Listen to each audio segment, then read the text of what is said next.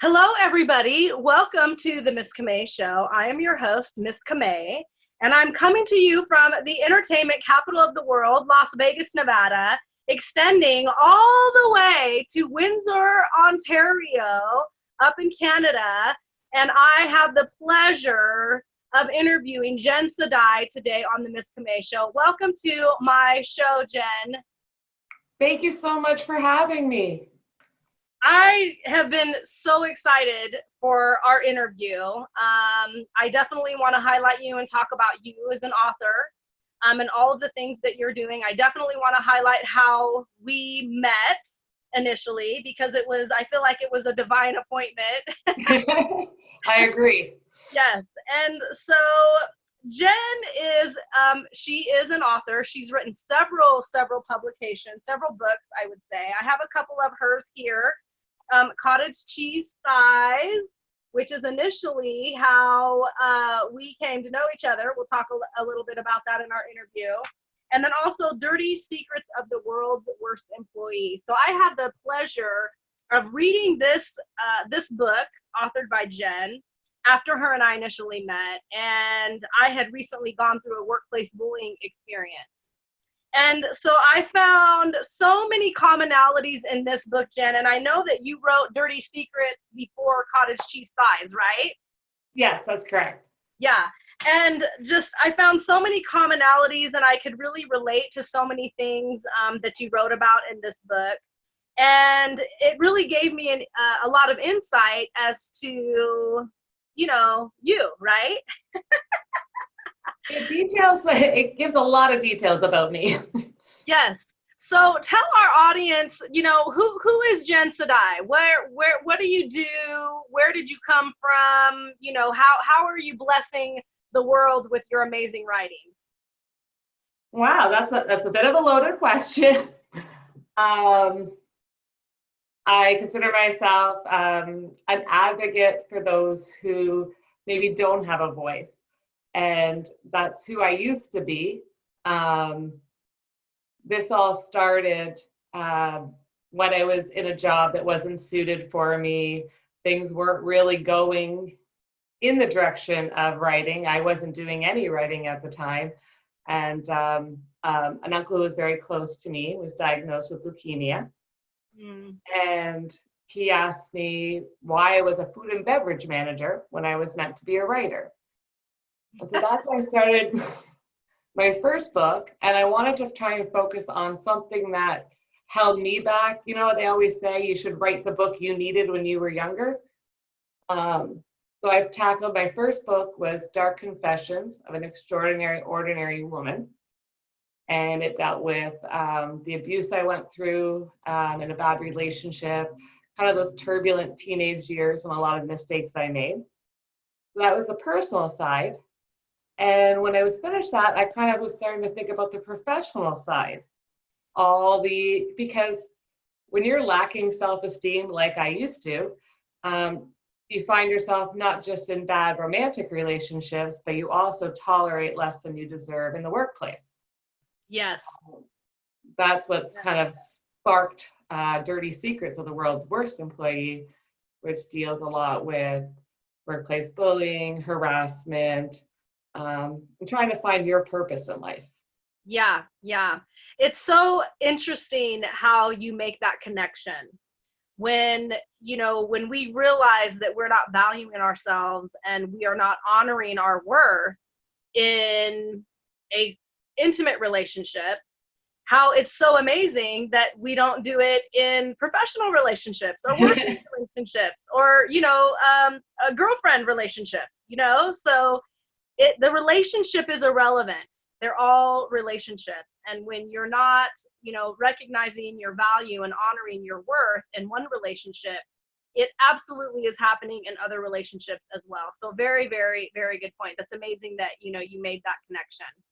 Yeah, it's self-esteem in general. That's kind of been a focus of everything I write. I think a lot of women, because society, which is what draws me to you, because you break that mold and you say, hey, society, I am beautiful, which you are. Oh, thank you. Own it. society puts all these expectations on us that beat down our self-esteem when we're growing up. So my kind of focus as an author is to build our self-esteem back up, teach us that we are worthy, all of us. Yeah, yeah. I remember, so I'm going to let you tell the story about how you found me when you were working on cottage cheese thighs. So share with our audience how that came about. Okay. I had already been following you for quite a while. I knew of you, thought you were awesome. And I was looking for somebody for a different side of it, because cottage cheese size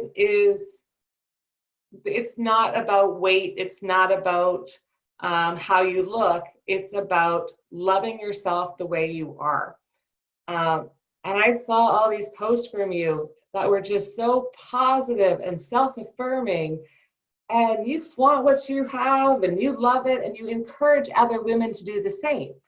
So I wanted the perspective from somebody who's been in that industry, in your plus size pageantry, who is already out there as a voice for all women, and you just were the perfect fit. So, well, I remember, right. I remember when I got your message, and you were very professional, and you definitely pitched the opportunity to me, and it was extremely well aligned with my platform and what I was already doing. And I was so humbled by the opportunity. And, like when you sent me the manuscript, right? That's what it's called, the manuscript. Yeah. And and you asked me, to review it for you and to actually write the foreword. I have to be honest. I had to Google what a foreword was. I was like, okay, what's my responsibility here? Okay, what do I have to do? Because I wanted, I definitely wanted to give you what you needed, because this was your project and what you were doing. And, you guys, if you guys have not ordered this book, if you're not familiar with Jenn Sadai, this is an amazing book for every woman to read. Like you said, it is a book that really, really, in true transparency, talks about loving your body, loving yourself. And it was well written. It's a very short read. It's about about 115 pages. It's a very short read. I could not put it down when I started reading it. I think I read it all in one sitting. And then, began to draft my foreword and my review. And it actually brought me to tears, because I realized just how real women struggle with loving their bodies. I've always been, confident. I've always had, very high self-image, but I've also not honored my worth and not understood my value in life. And it's, it's something that I've worked on. I remember, I just want to share, kind of some comedy. I remember when you were picking the cover. And you guys, this is Jenn's backside. This is definitely the author right here. Talk to me about why you wanted to do this, because as an author, we always pick like our book covers, right? So tell me why it was so important for you to be on the cover of this book. Well, the title itself has a lot of meaning from my past. The abusive relationship I spoke of in my first book, one of the nasty nicknames was cottage cheese thighs. So I wanted to turn that into something empowering. I also, because of that nickname and because my thighs are flawed, like everybody's. Like everybody. Like everybody's thighs. I have a tendency not to wear shorts. I would maybe wear them around the house, but I didn't wear them at all out in public. So after years and years of hiding my legs, the whole goal with me for that book was to build up enough confidence to put my thighs in tiny pink shorts right on the book cover. And it worked. It did. I actually now wear shorts all the time, and I don't even give it a second thought anymore. Yeah, yeah. I remember when I think there were like 3 or 4 pictures that you passed around, and there was a collective group of us that you were asking, for our opinion. And I remember seeing this picture and thinking, girl, really? Like, come on, Jen. Like, those are not cottage cheese thighs. Like, I can show you some cottage cheese thighs. It is so funny you say that, because I often tell people this. The women who have seen that book say they're not flawed enough. The men think they're disgusting.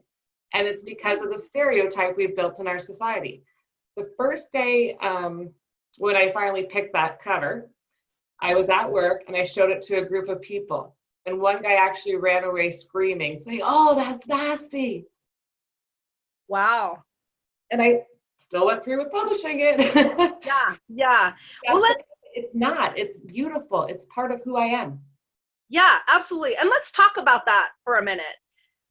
Men, I mean, I'm surprised that you had that reaction. On my platform in pageantry and modeling, when I was reigning queen and I was making appearances, I had men approach me who were there with their wives. They would actually bring their wives over and say, look at her, like, she's plus size, you're about the same size as she is. And the men are asking, like, how do I give my wife this confidence? How do I encourage her to like love her body and not want the lights off all the time when she's naked? And men just saying that they really don't see us and see our bodies the way that we do, or I guess they don't analyze them maybe the way that we do. I mean, I guess evidently there's some men that do, but what's your take on that? There's actually, I think it's like an age range, because the guy who did that was younger. He was in his early 20s. And Okay. I've had trolls comment, and when I look into them, they're usually younger guys. Older gentlemen, I think, realize this is just how we look. Like that Photoshopped, airbrushed Right. thing you see in the magazine, that's not real. Yeah, yeah. Well, and a lot of men think that, well, that's a real woman, like that's what real women think. I will share with you, and for our audience as well, being in pageantry, being in modeling, and socializing in, certain venues, I will say, groups of people, especially out here in Las Vegas. You can find a little bit of everything out here. But I have found myself, watching people watching other women. I've seen women, obviously, in pageantry and modeling. We're all in the same dressing room. We're all getting dressed. We're all changing. In the modeling, more so in the modeling world, for me. But I see women who are bigger than me. I see women who are smaller than me. And we all have the same body. They're just different sizes. Women who are a size 8 have cottage cheese size. Women who are a size 18 have cottage cheese size. Women who are a size 8 have little bellies. Women who are a size 18 have little bellies. Some women carry their weight differently. I think I can't tell you how many women I have seen, different sizes, different nationalities. We all have, these underarm, whatever they're called, the wings, like we can fly, right? Yeah. I mean, I see women, different sizes, different shapes, and we all have the same things on our bodies. They're just, packaged a little differently. And so I think if more women spent more time around more women in, different situations and different environments, I think women would find more confidence in seeing that, well, I have big thighs, and, that girl, she's smaller than I am, but she kind of has big thighs too. So it's just women, right? It's just women. And men love us. I mean, I think, you make a relevant point, that men who have, made kind of some snarky comments are younger. but they must not know who Beyonce is or who J-Lo is. They must not know those ladies, right? That's true. So talk to me about how, what does writing do for you? Writing, takes a long time. It can be very quick. It can actually take, quite a long time to actually, get a final product. I have both of these books. I've read both of them. They're both very different. We've got different topics in both of these books for you. But what does writing do for you? I think it's a lot to do with the subject matter of my books, because a lot of them are more self-help, more empowering kind of books. It's the response I get from the writing. Like, I love to write and I like to get lost in what I'm doing, but the real reward that has came from all of this is the women who reach out to me and say things like, your book inspired me to, leave a toxic relationship. You inspired me to follow my dream job, or made me feel comfortable wearing shorts. Yeah. It's when I get that feedback, when people are appreciating it and saying that it's helped boost their self-esteem. Well, that boosts my self-esteem, and we rise higher together. That is really great. That's really great. So you're writing for you, but you're really writing for other women. Is that accurate to say? That is. I enjoy writing. I've always wanted to be an author. It's something that is a passion of mine. It's a very hard career to have. It's hard to market yourself and get your name out there. So I don't see the fame and fortune side of it. That hasn't happened. Maybe one day. But the emotional rewards, that feedback I get, that fuels me. That makes me want to continue writing another 20 books, even if, fame and fortune doesn't follow. Sure. So talk about that a little bit. Talk about publishing. I've actually co-authored in 2 anthologies. And anthologies are books that are compiled by 1 or 2 or a number of people. And there are actually several contributing authors in an anthology. So I've actually co-authored in 2. One is an international best-selling anthology, and another one is on the topic of workplace bullying. And I've been involved on the publication aspect of it on the second project, and definitely learned a lot about publishing. And so I've had people reach out to me who really want to write. They understand that it is a different platform. It's not like Facebook or Instagram or LinkedIn. Writing and being an author is a very different platform, and it's a very different way of communication. But then they're asking publishing questions. And so talk to us a little bit. Let's kind of flip to the business side of it. How did you, work on publishing your books? Do you have a publisher that you've always worked with that you recommend? What are some, kind of tips and tricks regarding publishing somebody's writing, if that's in fact what they want to do? I actually have had a lot of people ask me this question. A lot of aspiring writers have reached out, how did you go down this path? I'm not self-published or traditional publishing. It's something actually called blended, where there's less risk to both parties, through Jan Carroll Publishing. I've been with them since the beginning. They really like to focus on empowering, feel-good kind of books. And it's been a great relationship. You have to pursue all opportunities. Self-publishing is expensive. It can get you in over your head quickly. And traditional is very hard to land. So I would recommend you try several avenues. And if you really love what you're writing, you're gonna put it out there and you're gonna make it work. Yeah. It takes a lot of passion and a lot of commitment. Yeah, and I guess the beauty of publishing is there are several options. There are several options. For those of you that are watching, I've published an anthology, and I was involved in the publishing aspect and dealt directly with the publishing company. and there was a package. There were a la carte options. There's publishing packages that come with a price.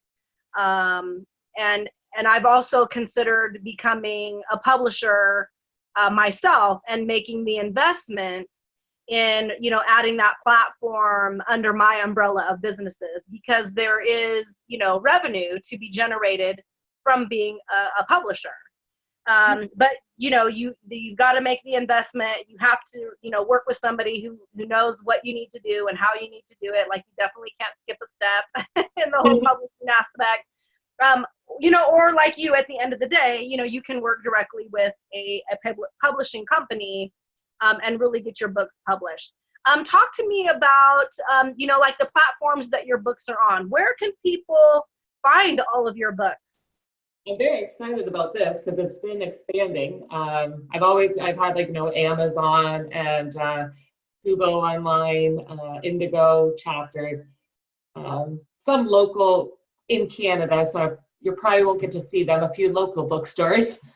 But I've actually now, my books can be ordered off of Walmart, off Target. So it's getting spread. You could pretty much get them anywhere. Okay, wonderful. Well, we will actually post links to where people can find your books once we upload our video and make it public for everybody. We'll definitely make sure that we get those links published in the post so that people can find them.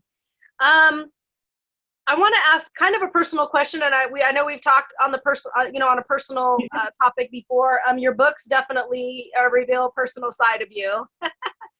So, women empowerment, your writing, the responses that you get are really what fuel you and really what drive you. And so I'm assuming that, that is where the passion comes from, is the difference that you're making, how you're touching other women's lives in an effort to help them be better. So, for somebody who's watching, who is maybe feeling down on herself, who is, maybe not where she's at, where she feels she should be at professionally, if she's struggling in relationships, we have a lot of single women out in the world who, are really making it happen, and their heart's desire really, desires a like a partner, a life partner, right? Yes. And so, and they're kind of going about it in the wrong way. So based off of your life experiences, what you've been through, your writings, and how your writings have helped other women, what would you say to somebody who doesn't know who Jenn Sadai is, isn't familiar with any of your writings? What would you tell her? Well, if you're saying she's struggling and she's going through all this, first, I'd want to kind of know, like, I ask a lot of questions because I do have a lot of people reach out. So I usually come back with, well, how does that situation make you feel? If you could be doing anything you ever, like, if you could be doing exactly what you wanted to, what does that look like? How do you make that happen? So I don't like to tell people at all ever how to fix their lives, how to live their lives. More give them that feeling that, yes, you deserve whatever you want in life. If you want this, if you want a partner, if you're looking for love, start with loving yourself. Start with taking care of the best of you, and you're going to end up exuding confidence. You're going to end up attracting people just because you have this positive love yourself energy. And that also, as we said at the beginning, can be applied in any relationship or any goal you're going after. It starts inside. It starts with you believing you deserve it, believing that you can achieve it, and then taking that into action. Great, great, great direction. Really great direction. It does all start with us. It really, really begins with all of us. Would you agree that surrounding yourself around a support system that, is where you want to be or going where you want to go? How important is that, in regards to, the women in the world who are really pursuing their passion and their dreams? Well, I have along this entire journey have been inspired by mostly women, but person after person. You are one of them. But I also, like, I have locally a Windsor Women in Business group and an Amplified Tribe group and a Women of Windsor group. And I hang out with other authors who are in the area, because the more you surround yourself with ambitious, positive people, it's contagious. You end up feeling that vibe and that energy, and you want the same for yourself. So yes, I think it's very important to have a community of supportive people who are pursuing their passions. Yeah. They say if you're, the richest person in your group, you're in the wrong group, right? Yeah, that's true. You want people who are going to motivate you to do more. So give me a recap. What books have you written? And just kind of a quick, kind of what the book is about. Let's start with your very first writing. Okay, I actually have them here. Okay, yay! Dark Confessions of an Extraordinary Ordinary Woman.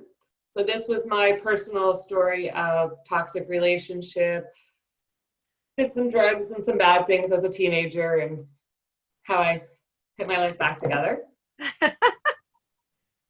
Dirty Secrets was number 2 we touched on, so that's a professional journey. Cottage Cheese Thighs we touched on. So I call these my self-esteem series because that's the goal. Yes. I have 2 fictional books in my Survivor series. So I've written fictional characters, kind of get into different scenarios and have to save themselves. So I have Her Own Hero and Her Beauty Burns. Love it. And then I know you know this one. Yes, I do. This is No Kids Required. You want to say anything about this one? Yes. And I'm going to definitely try not to cry and get all emotional. I'm talking about that book. So that book is a wonderful, wonderful compilation of many, many women that you interviewed and talked to in regards to their choice or their reason to not have children. And you actually did interview me for that project, and highlighted me just exceptionally well. I don't think, without us being friends, and personally spending time together, you definitely, highlighted your interview with me just wonderfully. And the book definitely supports, those women, professional women, women who are pursuing their careers, women who have chosen not to have children, and really the reasons why. And my personal story, which I will share in transparency, I have been pregnant in my life. I have lost pregnancies, and I've also terminated pregnancies. And they were, very early on in my life. I was young, in my early 20s. And, as I got older, and especially when my mother passed away, I, had found myself asking, well, why did you make the choices that you made? And, through your book and through the interview, I was able to share, in transparency, those reasons why. And you actually helped me, and I, without reading the book and like bawling on this interview with you,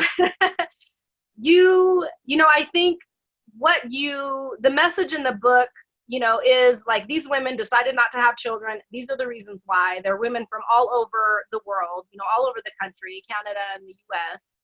And it's okay.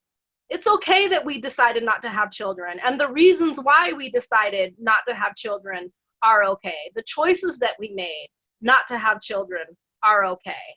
The decisions that we made not to have children are okay. And on the other side of that book, and on the other side of the interview, and after reading the book and reading other women's stories, what I realized, and I've heard other interviews you've had on about that book, you've actually, without naming me, you've actually talked about me, and you have said, one of the women that I interviewed, she made choices and decisions not to have children, and, somehow feels that, there's no legacy left behind because she didn't have children. And you're in your own words had said, in fact, she is definitely leaving Your legacy. Correct. Yes, exactly. And, and I see other people in the world and their children that are in my life, that I'm influencing, that are watching me, that are listening to me, who I spend time with, my niece, my nephew, my fiance's children, my wisdom, my intelligence, my testimony. They might not be my children. I did not birth them, but they are children, and I'm influencing them. So I would say to anybody who's watching this interview or who reads that book, if you've made the decision not to have children, and you might be struggling with it, I really encourage you to order this book, read this book from Jenn Sadai. It will really give you, I think, the confidence and the support that you may be struggling with. And really, at the end of the day, if you really stop and look around your life, there are children in your life. There are children that you're influencing. There are children that you love. There are children that you've helped discipline. There are children that you have, that you have helped lead and guide.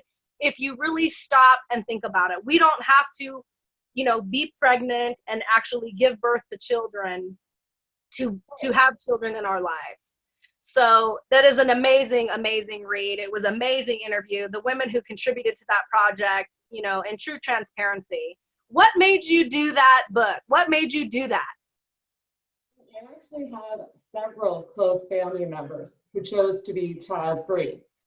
And listening to them, there was several close family members, and there was also a woman I was working with at the time who really was adamant about not having kids.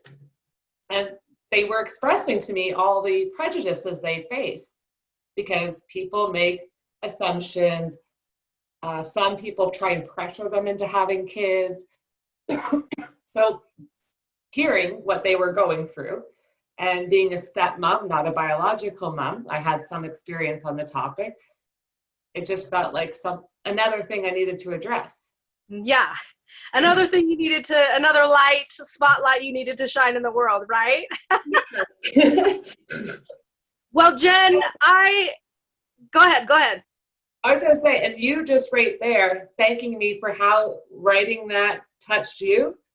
That's why I do all this. That's the fuel I was talking about. Seeing you feel good about it makes me feel good. Yes. I love what you're doing, Jenn. You and I've, been connected very closely these last few years, and I'm so grateful to have connected with you. I'm so grateful and humbled that you reached out to me and asked me to support you and your project. I want you to keep doing what you're doing. Money comes in many ways, right? Yeah. And the writings that you're doing and the lives that you're touching in the writings that you do, fiction, nonfiction, they're really making a difference. And so I hope that you continue to write. If you ever need my help on a project, I'm here for you. I'm definitely here to support you. In closing, tell our audience how they can find you, how they can connect with you. Again, we'll be sure to post the links to your books where people can buy them. But how can people find you on social media? I do have a website,